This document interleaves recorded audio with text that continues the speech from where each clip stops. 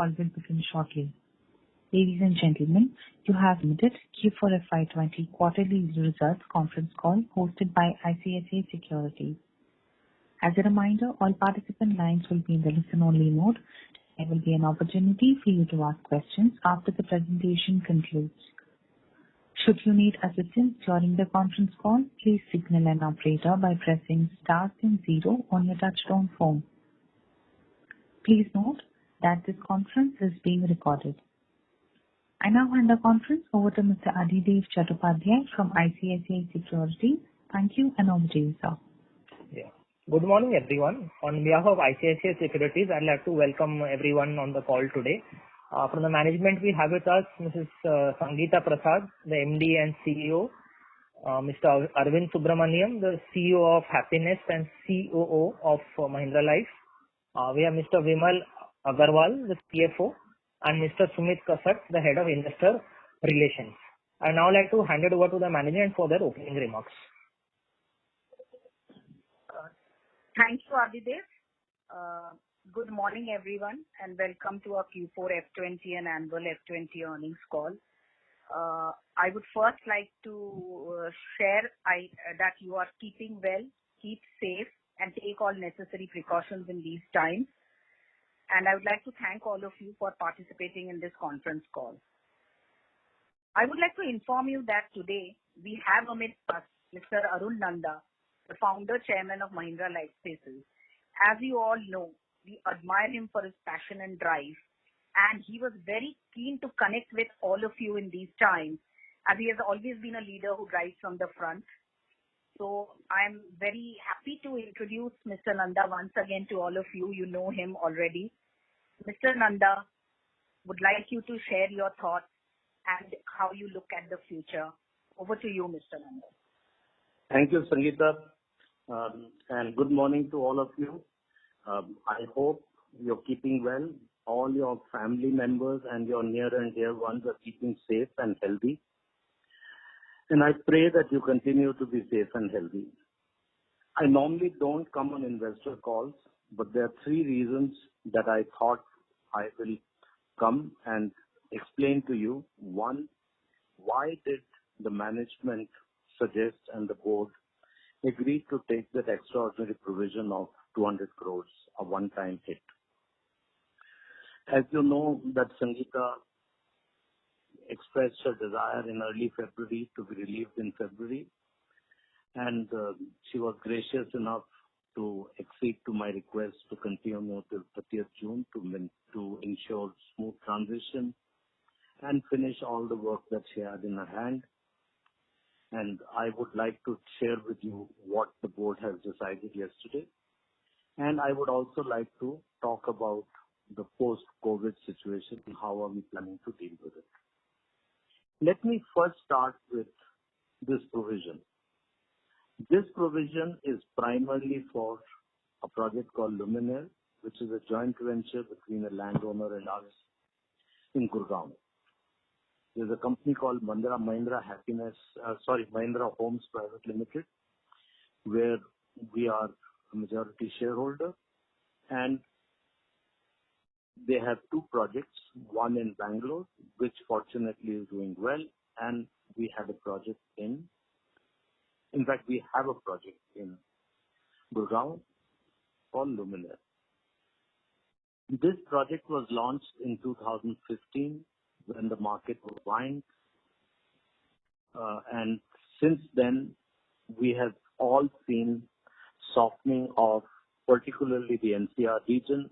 We saw both the muted demand and we also saw significant drop in prices as high as 30%. There is a problem there of NCR which is faced by many developers, is that it is a very investor-driven market, and that is why although we had a lot of bookings, we saw significant cancellations, and that led to the current situation. I must compliment the management. They came back and said that let us be prudent, let us be cautious, and let's take a one-time hit and explain to the shareholders why we have done it. Please appreciate three things. One, the candid approach of the management to come forward and take such a large provision. Two, I've repeated it more than once that it is prudent, it is taking into account the current situation of COVID and post-COVID, and it does not mean that the market may not go up. And the third thing, which is very reassuring for you, is that on a cash basis, we will make profit on this project. It's not going to be a cash loss. If you have particular questions why this, I'm sure Vimal Agarwal, the CFO, will be able to explain to you. But I am on a recorded investor call telling you that we'll be cash positive. We will not make a cash loss on this project. It is the accounting entries that have come. And we have been, to use the word, extra cautious in doing that. Let me also give you another piece of information which again talks of the quality of management. Sangeeta, Arvind, and every project leader, zonal leader went through every project that we have, and wherever required, adjustments have been made, and I do not foresee any problems related to legacy projects in the future. Of course, we don't know what COVID will do, but based on our estimates, we have been conservative, and I don't see any other problem coming in the future. And I wanted to give you a reassurance that this is prudent accounting, this is conservative accounting, and it is because of we are a part of the Mahindra Group, we caught the bull by the horns rather than going it. And there are no other things that I, as a founder chairman who has been associated with Mahindra Group for 47 years, would worry about. And I want to thank the whole management team for being courageous enough to take such a large hit. The second point I said I wanted to talk to you about leadership transition. Sangeeta joined us in 2008 and has been a pillar of our business. She is a lady who comes with a lot of passion, enthusiasm, good governance practices, high ethical values, and a very driven leader. In 2013, she took on leadership of our integrated city business, and in 2018, she was appointed Managing Director and CEO when Anita left. Her contribution in each of these roles has been enormous. Her passion for the business and the people is palpable. Over the past 2 years since she took over, she has been focusing on two things. She has twin agenda, operational performance, and some of those things that you have seen in the F19 sales and collections and all that. And the second is a strategic direction. She has taken a lot of exercises and she has put a lot of processes in place. Unfortunately, she will she has not seen the benefit, but I can assure you her successor and the organization will reap the benefits of all the hard work she did. As you know that in February, I mentioned to you that she wanted to resign, and for me personally, I have been very comfortable with Sangeeta. As I mentioned to you, her value system, her governance standards, and I always knew she would bring the bad news first to me if there was one, and it was she who brought this luminary issue to me. And you know, in the real estate business, values and governance are very important. And the other thing she did well was that she was prudent, whether it was in land buying. She was prudent not to chase commercial real estate when it was the flavor of the month, and I will talk why I'm saying that. And they were also prudent to not just go and say in a press release, we've launched. Early March, when we saw the signals of COVID, Tathawade was ready for a launch. The project in Bombay was ready for a launch, but she herself pulled back and said, we will wait and see. Thank you, Sangeeta. We will miss you, but we understand that at this stage of your life, you have other interests which you want to pursue, and on behalf of all the investors, I want to wish you the best. Let me talk a little about Arvind. Arvind has touched my heart in more ways than one. He looks a quiet person, but he is a very strong leader. And you have seen how he managed the Kalyan launch and how in a month he sold more than 80% in this market. But there are two things that I admire most with him. His real passion on one side and his disruptive thinking, what conventionally we used to call innovation. And you saw some of it in Kalyan, but I know what he has been working on affordable housing, and that will be a game changer to the affordable housing system. I want to wish him luck, and let me rest assure you that we are going to be the leader in the affordable housing segment. And I'll come to that later, so let me get back to Arvind. Arvind, after his IIT in engineering from IIT, joined Tata in the prestigious Tata Administrative Service. After working for a couple of years, he went to IIM to do his MBA. After IIM, he joined BCG. And at a fairly young age, he was global leader of certain practice on consumer, I don't remember the word, consumer. Anyway, he was a partner and he was a senior leader. And after 15 years in BCG, he joined another real estate developer and he was one of the regional CEOs. Arvind has built a strong team and shown there is an opportunity to disrupt the market with superior products and customer value propositions. To ensure smooth transition, the board later part of February appointed him as a CEO, and he has been working closely with Sangeeta for these last few months for a smooth transition. And let me assure you, from my review meetings, I can tell you that there will be no gaps in transition.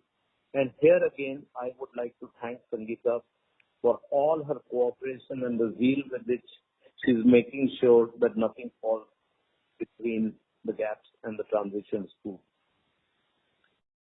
The board and I believe he will continue to build on the good work done by Sangeeta while bringing his own unique perspective and energy. Let me move to the current situation. We believe that for the following reasons, we will weather the storm better than other people. A, we are in the two segments of the business which will revive the fastest, the industrial products and mid-premium and affordable housing. Let me start with the industrial products. You've all been reading about how Trump and some other countries have been talking about China, and the geopolitical situation is going to change tremendously. I was very pleasantly surprised that the Japanese Prime Minister, Mr. Abe, made an announcement about a month ago to say that we will give incentives. Japanese government will give incentives to Japanese companies who move out of China. And it's not a small figure, it's billions of dollars equivalent. As you know, Sangeeta had signed a joint venture with Sumitomo. Mahindra Group has a very strong relationship with Mitsubishi, and she has already started a dialogue both with Sumitomo to access Japanese customers, and her team has been in touch with various state governments to ensure that Mahindra World Cities and Mahindra Origin will be the first port of call when these investors do visit us. We are also in touch with all the CEOs of the corridors, the Delhi-Mumbai, the Delhi-Chennai, the Chennai-Bangalore, the Delhi-Calcutta. And as you know, in the old days, we have an agreement with Gujarat government to develop Dholera. But we are actively pursuing, and even yesterday, you saw Mr. Modi again focusing on this. And we are reasonably optimistic about this. But the point I'm making is we are the only people who have these credibility and the experience to do it. And one of the best compliments Sangeeta got was when BMW started production in less than 18 months from the time they signed the land deal. If you go to any of the private lands or the government land, it takes you 3 to 4 years just to get off the ground. And here, because of our ready infrastructure, 18 months, a company like a car manufacturing plant, which is the most complex, not to talk about Puerto and others. And we have still huge land banks in the project in Chennai and about over 1,000 acres in Jaipur. Plus, we have 300 acres in Origins in Ahmedabad. It may be 50 acres here and there, the developable area. And we have similar size in. Plus, we have been accumulating land not very far from Pune. It is less than half an hour drive from Pune. And I think these are the sectors that will take into account. The other things that I want to talk about is that we have a strong balance sheet. This is something that the Mahindra Group is very particular about, is cash management, and that's the only thing the corporate comes and asks you. We have done all permutations and combinations of the cash we have, the cash flows that we'll get, and the cash flows that we have to pay. As you know, we are a very lowly leveraged company, and given our cash position, we will weather this storm without any problem, and I'm using the word without any problem.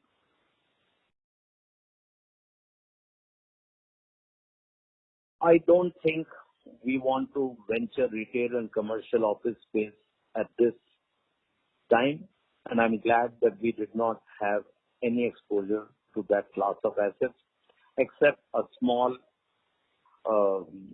two small, this thing. We have a building in Delhi, which is actually more or less fully leased out, and in Mahindra World Cities, especially in Jaipur, we have some old customers, but we have nothing which we have to go and look for a customer. The affordable housing segment, according to me, is the fastest to roll off. We have land banks which are already tied up. We are thinking what to do with our Thane land and how to position it for affordable housing. Originally, we had kept it for IT-SEZ, but Arvind and team are closely working on how to do that.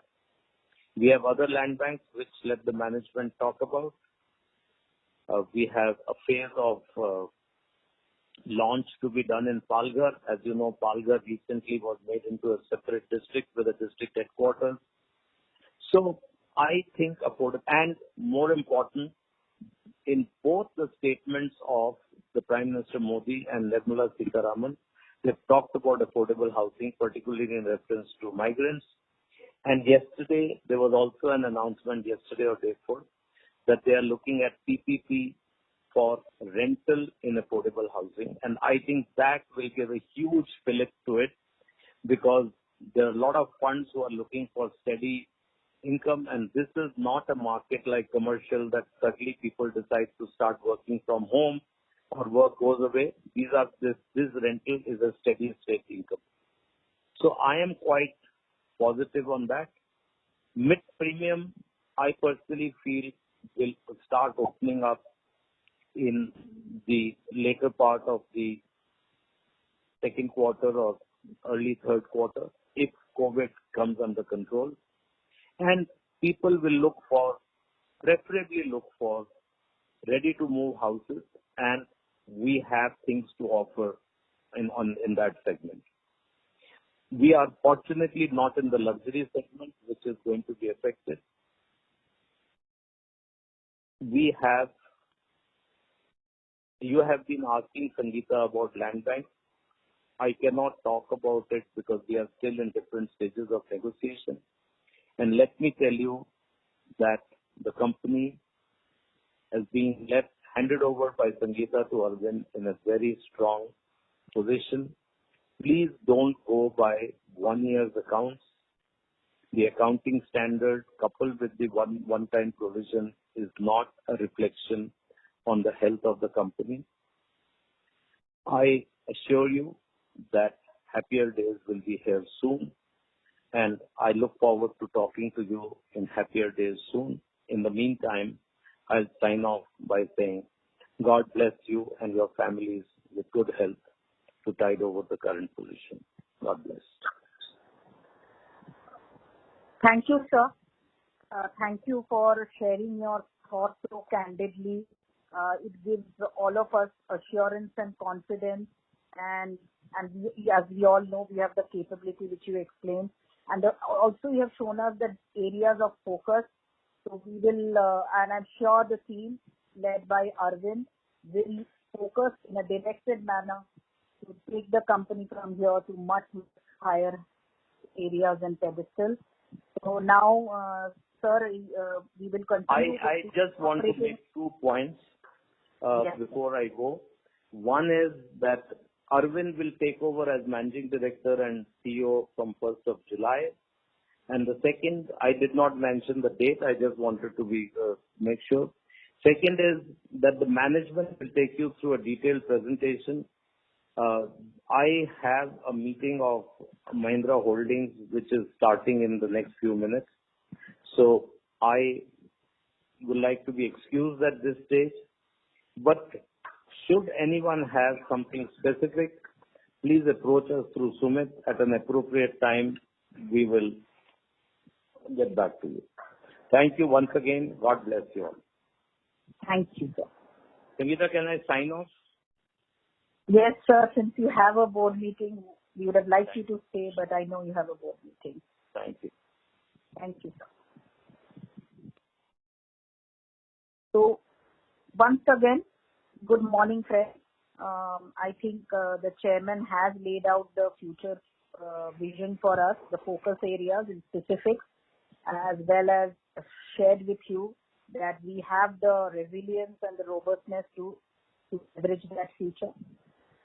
So I will quickly go through the business performance of Q4 and F20, some of it which is available with you, but I think it's important that we discuss it once more.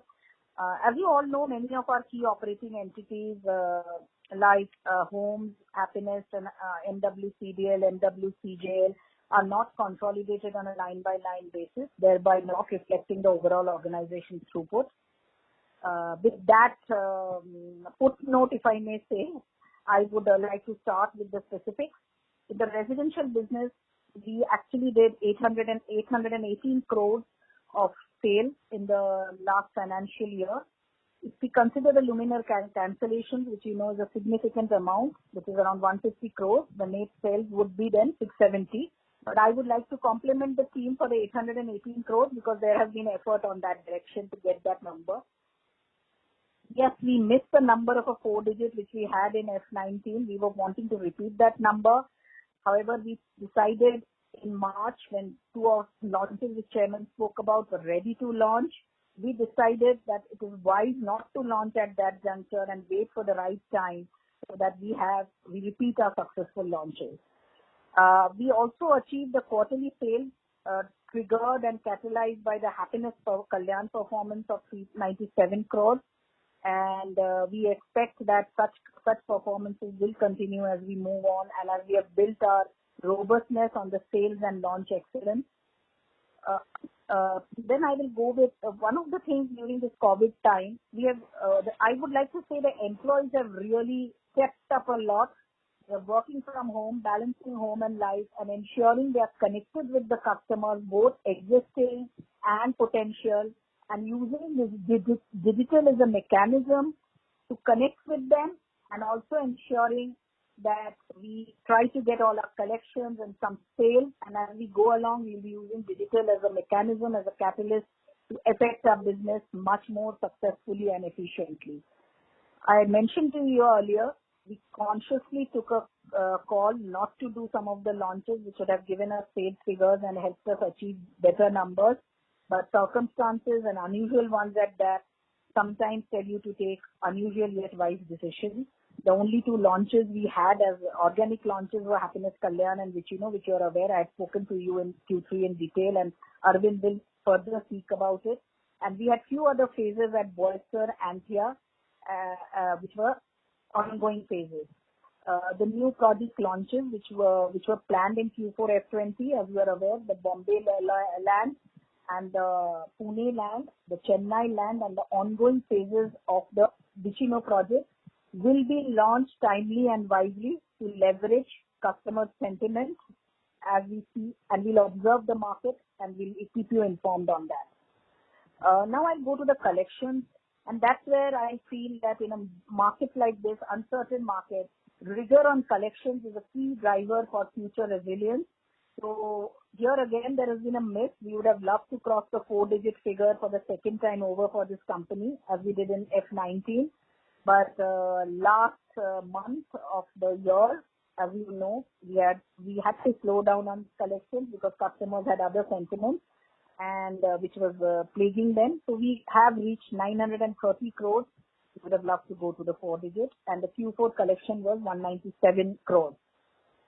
The new loan approvals, as you know, are progressing at much slower pace. So we will see in the short term a muted collection, which we expect with all the effort and the collaboration of the financial entities and the government, things would improve. During the year, we had a completion of 1.07 million square feet, and we had in Q4 completed 0.18 million square feet development in Bloomdale and the commercial area in Happinest Boisar.